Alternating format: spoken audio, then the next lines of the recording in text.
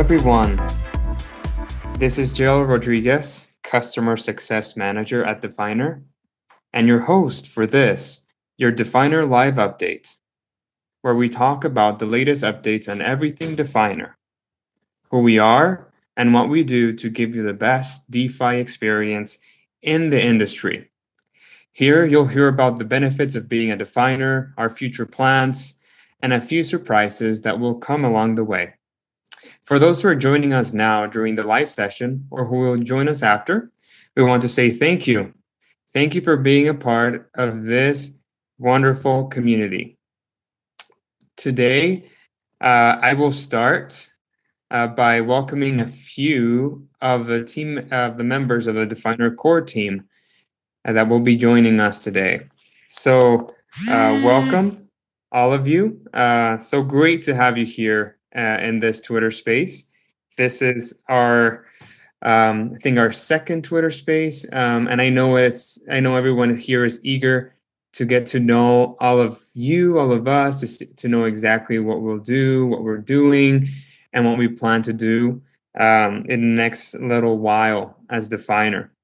So, so I see here in our room we have a few people. I see Jason and Brandon. So glad to have you with us. Welcome to our live event. How are you doing? Hello, can you hear me? Yes, Okay, I can hear you now. finally. So,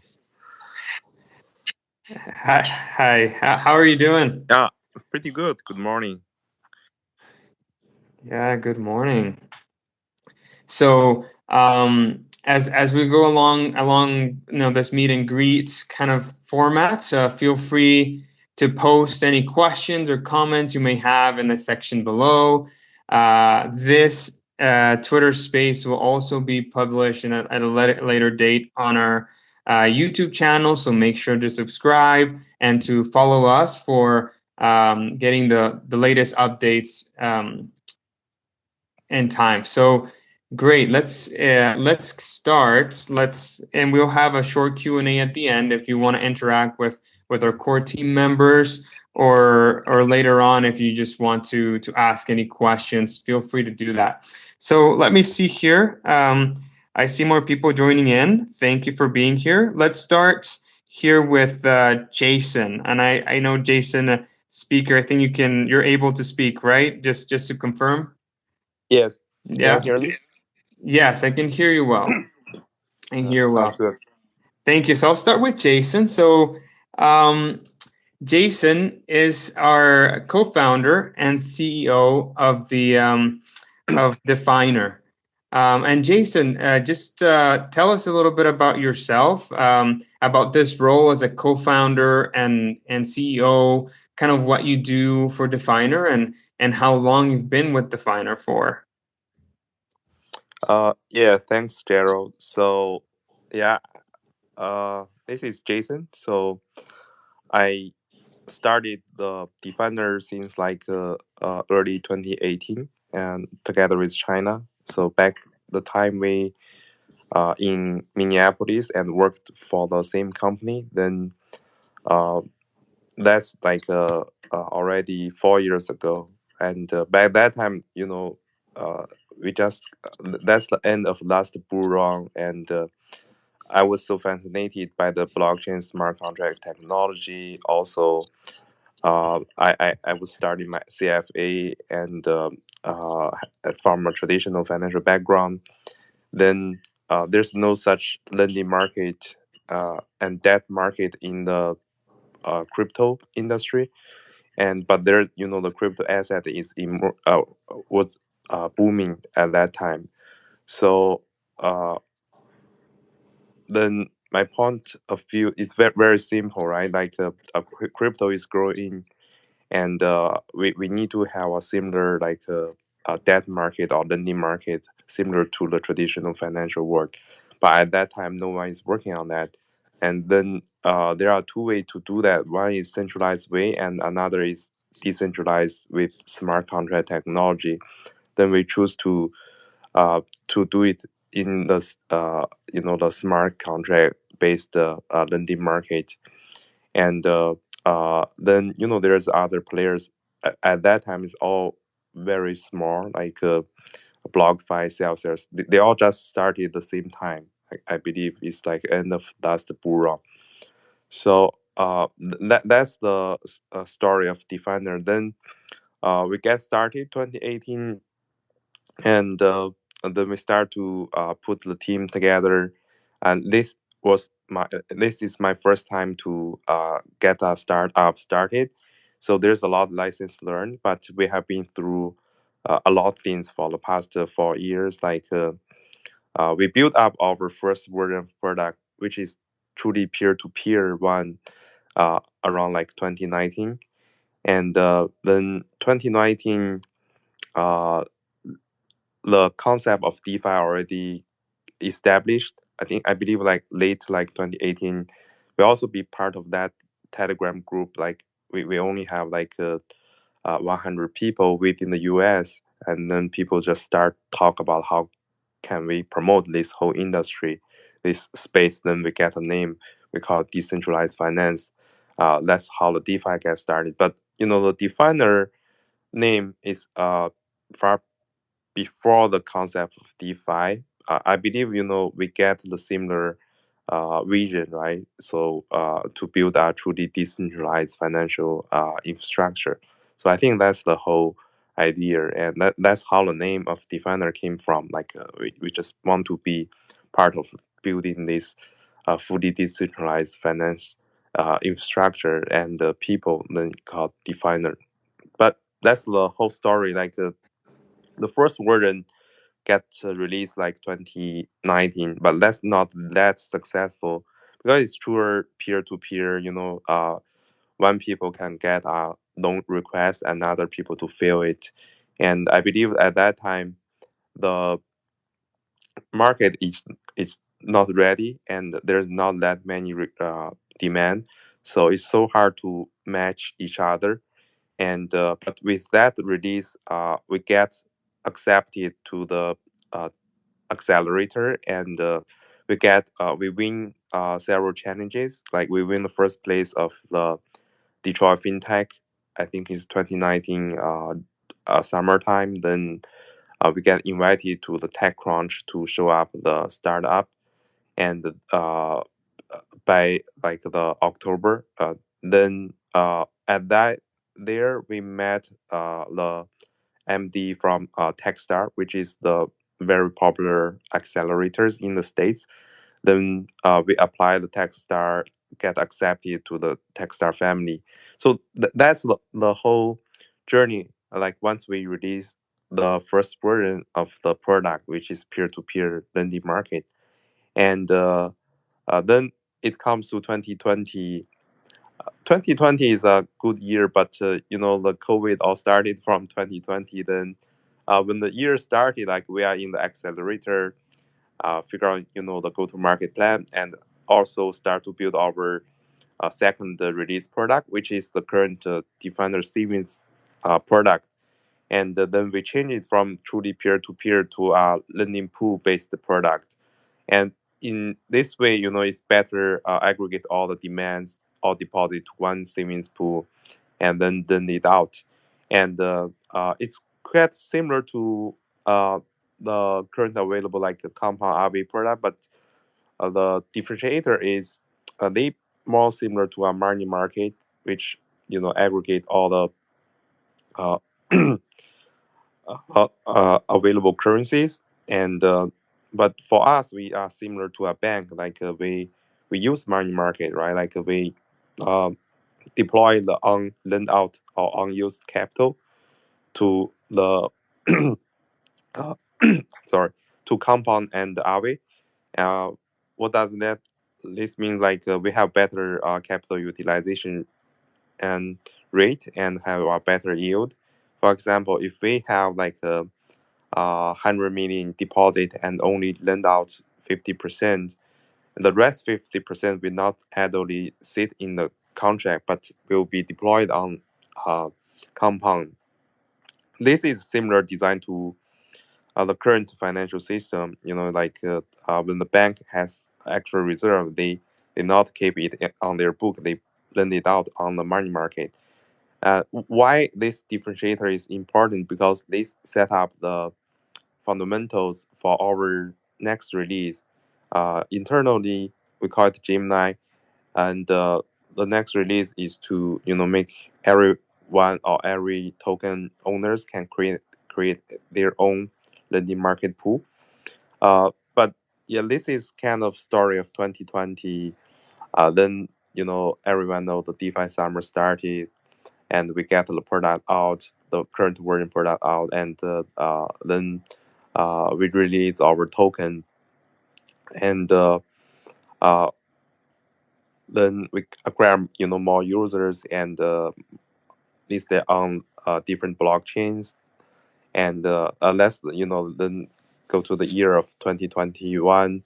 uh, from product side, we keep working on our the next release, which is almost ready, and yeah, and then now it's come to the 2022.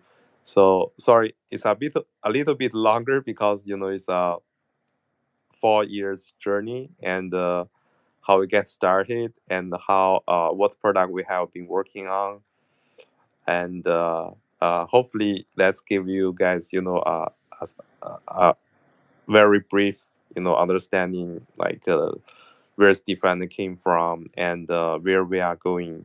So I also give a little bit the story of myself, Jared. Hey, Jason, thank you so much. I loved the story behind DeFiner. Thank you for giving us a brief, background of DeFiner and an introduction of who you are, Jason. As I was listening to you, just the name DeFiner, I was interested to kind of tie that back to like the meaning of DeFiner, and what it's doing is defining the future of finance and money and the whole industry with DeFi. And it's pretty interesting to know that the name came before all this hype of DeFi and what it was like, the industry itself, and how it's revolutionized the way that we perceive and interact with money in a decentralized way. Just Jason, I commend you and you and DeFiner as a project, as you were talking about the progression, right, in this project, this protocol, going from a very small group of people that maybe hundreds in a Telegram group to becoming a Techstar accelerator project, and making those connections, and going through this period, right, of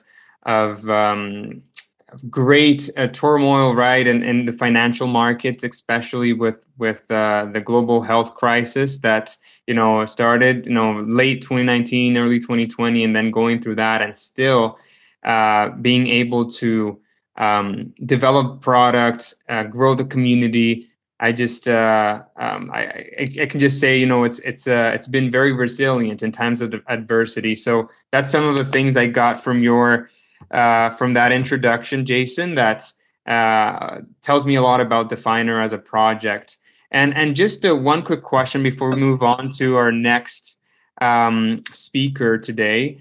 Because Jason, you mentioned that DeFiner is here to solve some of the traditional financial systems shortcomings, right? And what did you see in DeFi, or even in DeFiner itself, that was superior or more advantageous than the traditional financial markets or institutions? Yeah, that's a great question. So I think the number one appealing thing for DeFi is the self ownership, right? Or like you can call it independence. Uh, because for any other uh, like traditional financial system, you relies on a custodian, which is the service provider, most likely the bank or other service provider. So they have the superiority than you, right? And whoever put the deposit or borrow, because the time when you deposit money to them, they have the right to lend it out. And the day when they go bankrupt, and in US you have insurance of $250,000. I mean, if you have more than a quarter million, half million, or a million, someday when they bankrupt, you don't have any right to get the money back.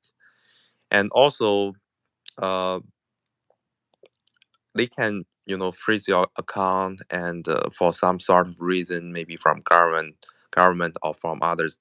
But I think, yeah, the ownership and the self-control is the number one appealing things for DeFi for most, for a lot of people, right? Like who all over the world. The second appealing thing is this is a global available system, and compared to the current uh, financial institutions or bankings we have, it's all regional. Like uh, like either you are in Canada or in the Dubai, Paris, wherever. Like you only have your original bank. You cannot uh, do a transaction between different countries within a second, and because it's just the traditional setup is an all isolated system. It takes a lot of energy and the cost to do cross-border transactions. However, for DeFi, it's a global available and one system, so it enable you to do transactions and either pay money to people, or get interest. Is all in one system. So I think those two things are the most appealing things. One is self ownership. Secondly is global available and by 24/7. Thank you, Jason. Those are very good insights. Self-ownership, as you said, and global availability. That's true that with the current financial, traditional financial system, the money available is not really, in our custody. That is something that DeFi kind of bridges that gap, and also being available 24/7, as you said, and anywhere in the world, we have that the access to those funds. And I may add to that, if you allow me to, Jason, is the returns that you can see in this industry for your capital that can grow a lot, a little bit faster, to say the least, in these markets than in the traditional financial market. So that's very appealing to some people, and plus what you said about self ownership and global accessibility and availability. So Mm-hmm. thank you, Jason. I really appreciate that. And thank you for the introduction. I would like to introduce another member of our team now for the sake of time. And I see that we have Brandon with us, Brandon Ferdig, which is a content creator for DeFiner. Brandon, great to have you with us. How are you doing? Good. Can you hear me okay? Yes, I can. Super. Yeah, thanks. These are wonderful opportunities to speak live to whoever is interested in DeFiner and to speak directly. Twitter's so great because you can chat, type directly to people, and then these spaces now open it up to live voice connection. So this is wonderful. Thanks for hosting this, Jeral, and being here, Jason and China, leaders of the company. Yeah, I've been doing content creation the last couple of years with with DeFiner. I was introduced to them actually 2.5 years ago. And since then, it's been different conferences, different videos, different social media posts, different website content, a few different websites that we've come out with, a few different products that we've come out with, reiterations of our lending platform. Yeah, a lot of growth, both in terms of investment and team members, including yourself, Jeral. So it's been a great ride, and I love creating content for this space, which is always growing and exciting. And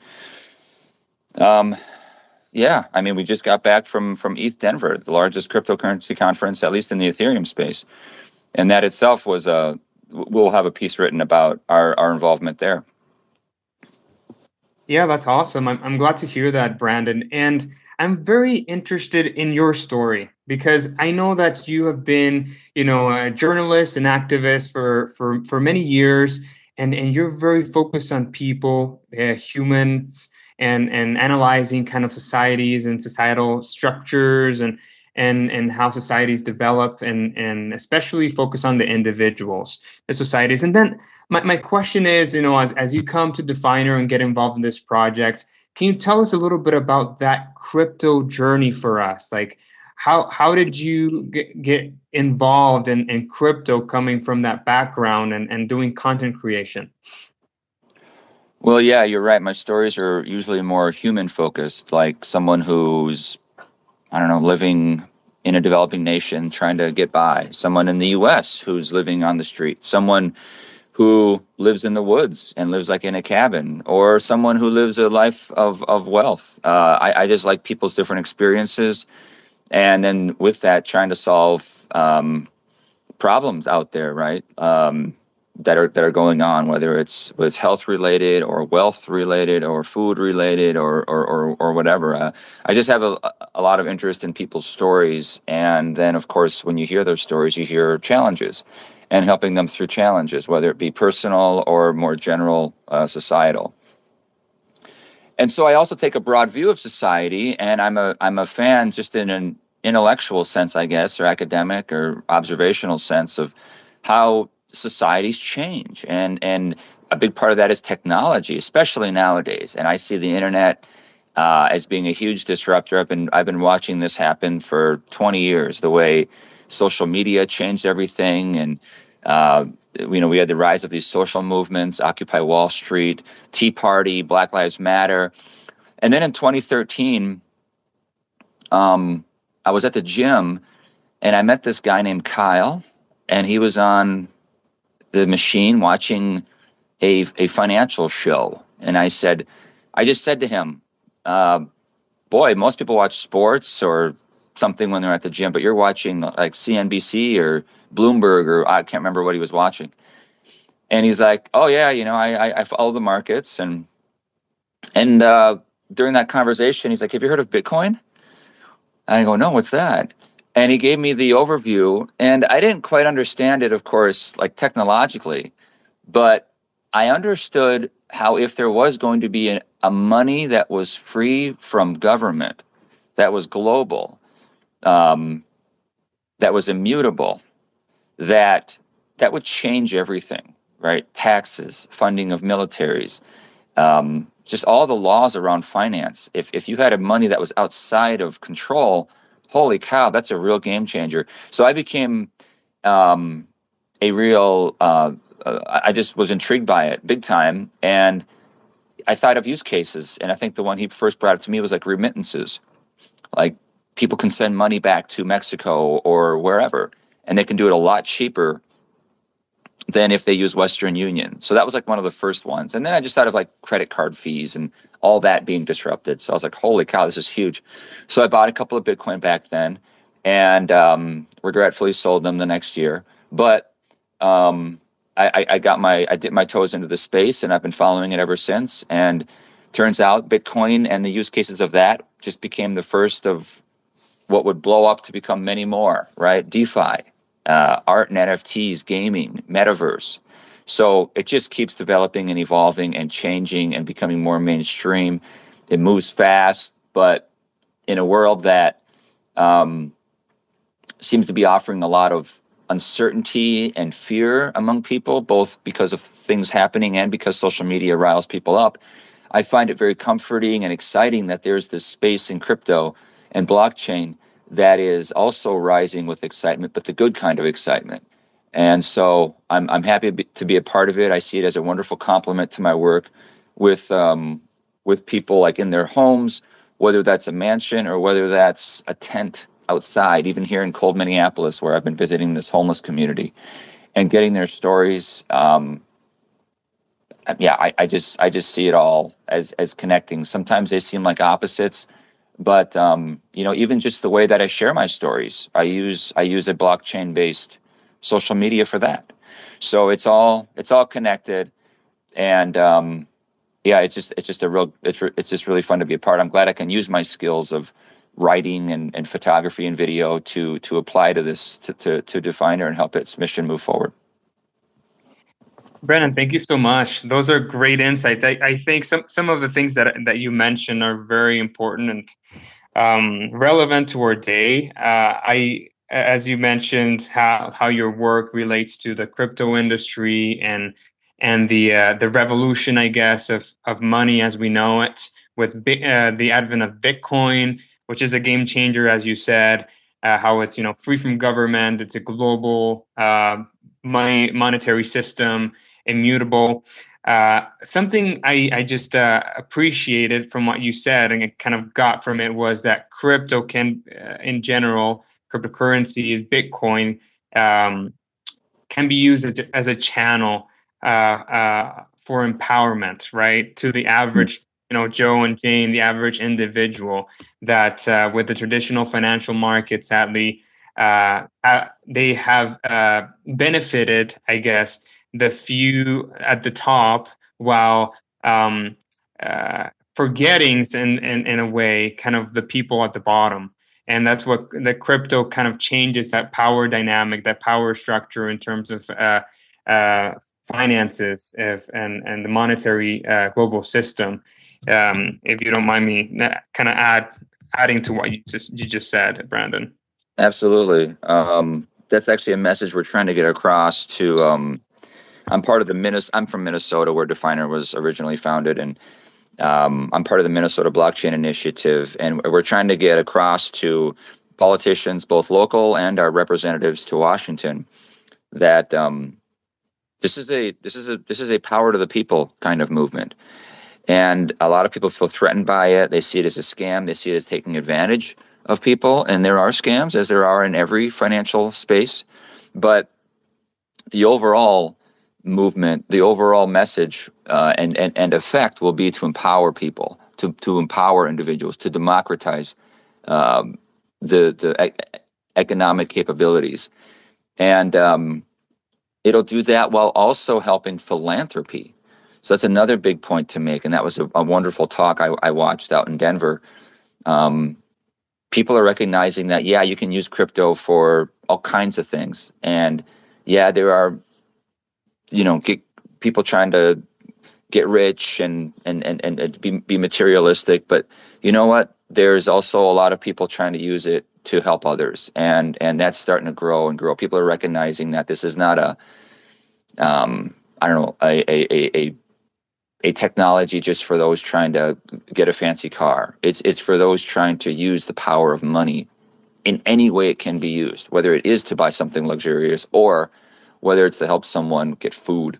And blockchain and crypto can do just that. And so there's more and more talks about philanthropy, and people can donate to a nonprofit I started now with crypto, and everything's changing because of this tech. So I'm thrilled to be a part of it. Thank you. I mean, you see that happening. The influence of big corporations or governments and in different ways that they affect the way that even you donate to certain causes. That sometimes they get blocked, right? Or it's become unavailable because of a few people. And what crypto does, it happens very recently with what happened in Canada, that and other causes as well, that people tend to go to crypto, right? Because it's, as you said, it's a way to transfer value freely between people. And so I think that's very important. And just Brandon, as we kind of wrap things up here with this live event, you mentioned in your comments that you participated as ETHDenver last week. I know we were there with Jason, our CEO, China, our COO, and some other team members. Could you give us a brief kind of overview, kind of what happened there? What was your experience at ETHDenver? It was everything I hoped and more.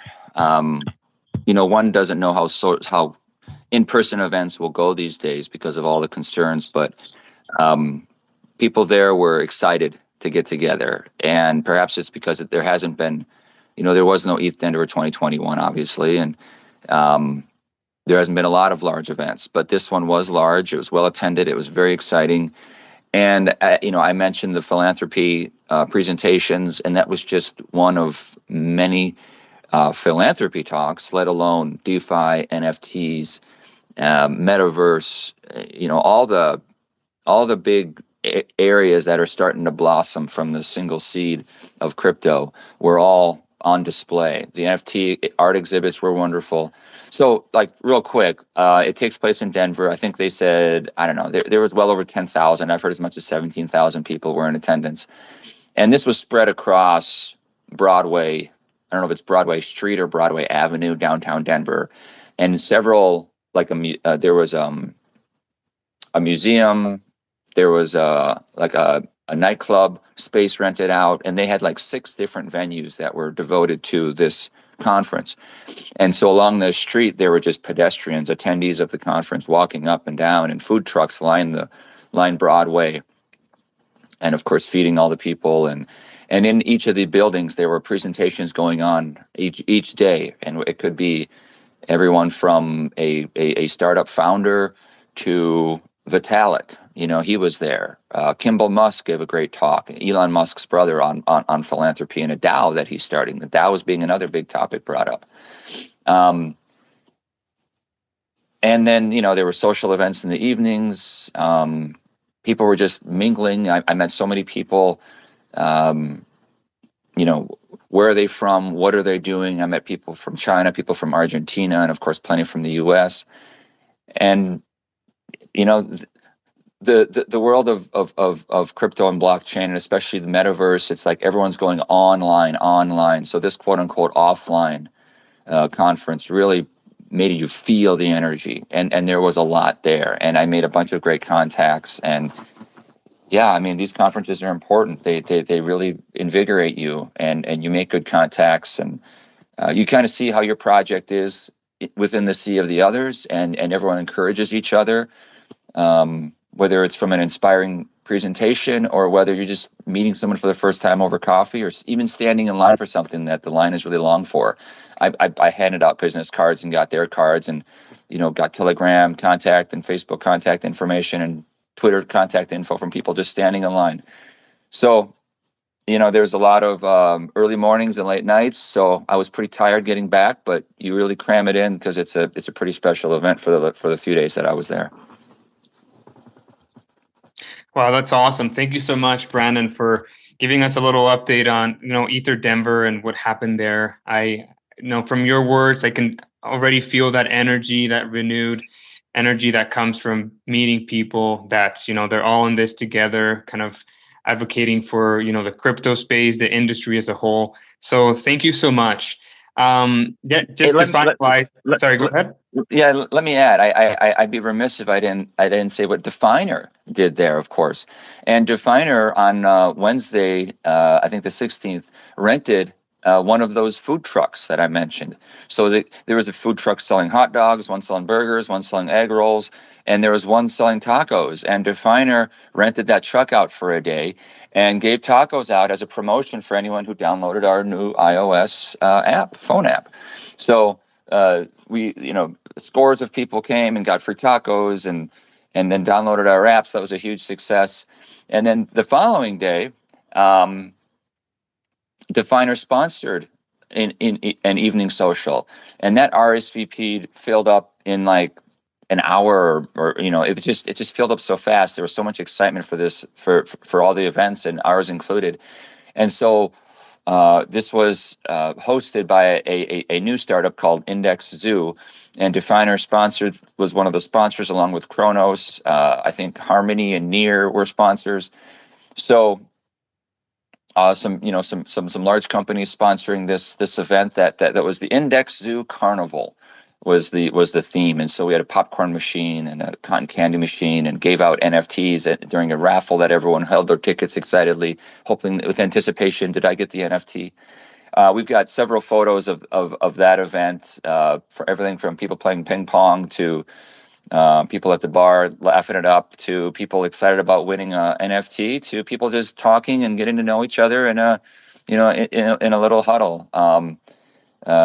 Just making those connections. It was a wonderful event, and that's featured a lot in this write-up that we're creating and should come out soon. So any listener interested in reading about the event, the taco truck, and ETHDenver in general, can look for this article coming out real soon through DeFiner. Awesome, great news, and man, beautiful. That's great that as DeFiner we were able to organize those events and sponsor the Index Zoo event along with other organizations. Thank you so much, Brandon, for your update and keeping us in the loop of what happened down in Denver. You bet. Yeah, awesome. So before I let you go, I just wanted to kind of ask you if you could give our audience tell your audience what are maybe one thing about how you envision the future of DeFi. If there's one thing you want to share with them, this is your time. And if there's one thing a favorite thing you like about DeFiner, you can share that as well. So yeah, you can be brief. The floor is now yours. Is this for me again? Sure, Brandon. Yeah, and then we can go to Jason. He's there.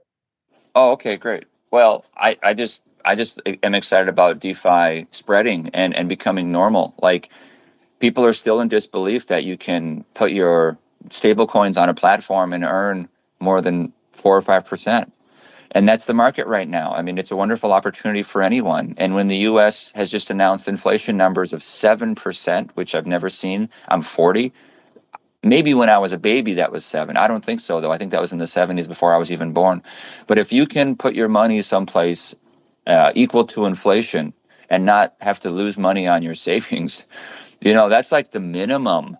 And this is a life raft for people. So I'm just excited for more people learning about it and taking advantage of it. And I'm looking forward to DeFiner growing into that space and offering it to more and more people so people can just protect their wealth. Thank you, Brandon. Jason, you want to say something about how you envision the future of DeFi and DeFiner?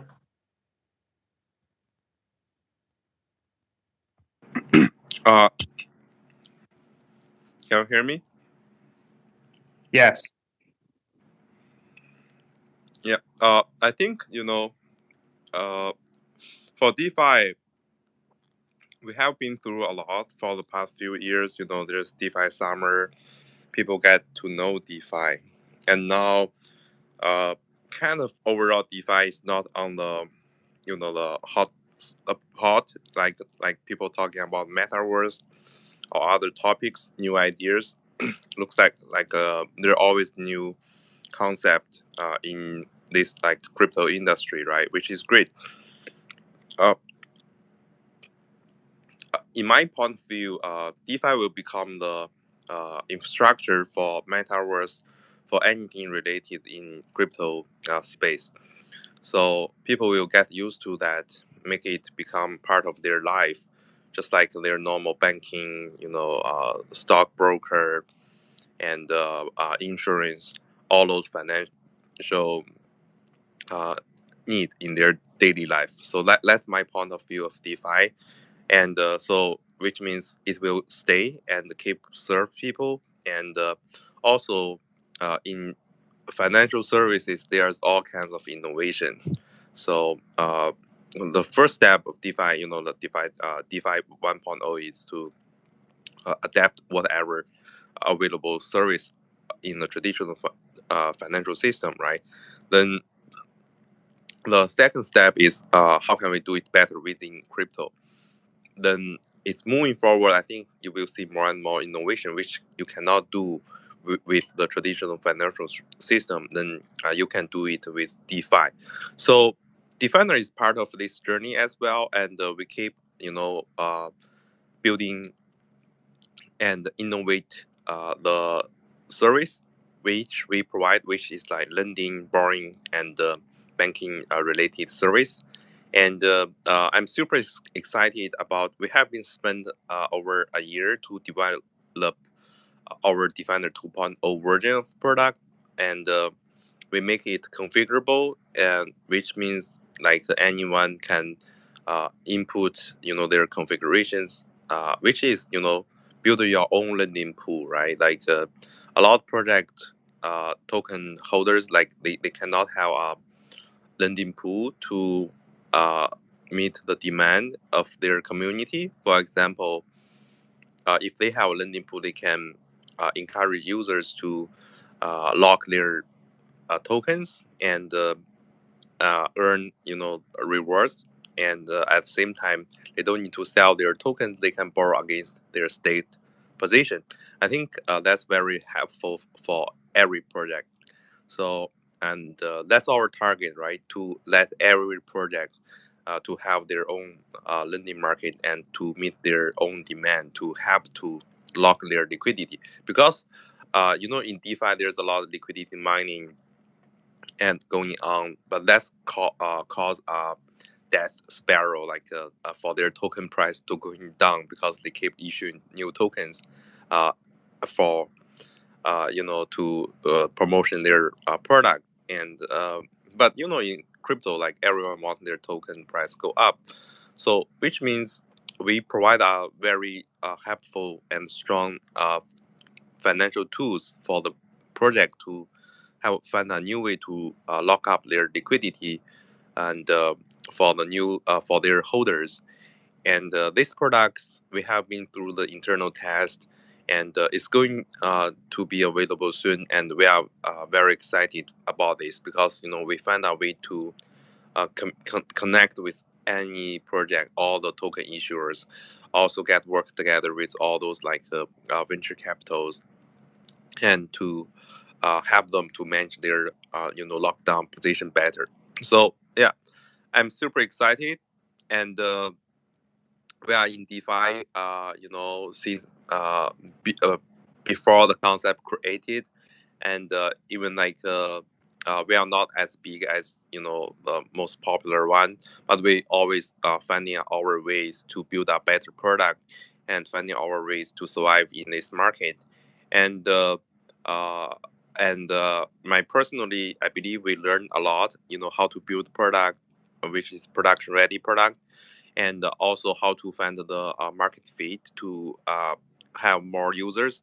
And that's why I'm super passionate about the year of DeFiner for this year, and also the overall DeFi market. Yeah, thank you, Jason. I'm pretty excited as well. Let's define the year with DeFiner. I believe that there's a lot of good things coming to the project and to help others. So for those projects, those crypto projects out there that are listening into this conversation now or later when we upload this on our YouTube channel, feel free to contact us, and that way you can reap the benefits of DeFiner 2.0, as Jason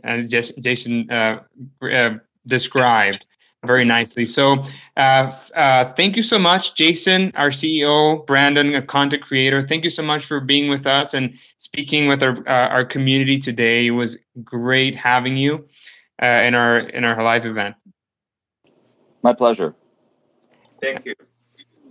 You're welcome. So for those of you who are joining us after this live event, we're gonna post in the description below some of those resources, like the ETHDenver blog by Brandon, the DeFiner 2.0 blog as well, so that you can get familiar with our products that are coming and some of the different resources to help you get more acquainted with the project DeFiner. And if you want to reach out to us, just feel free to follow us on Twitter.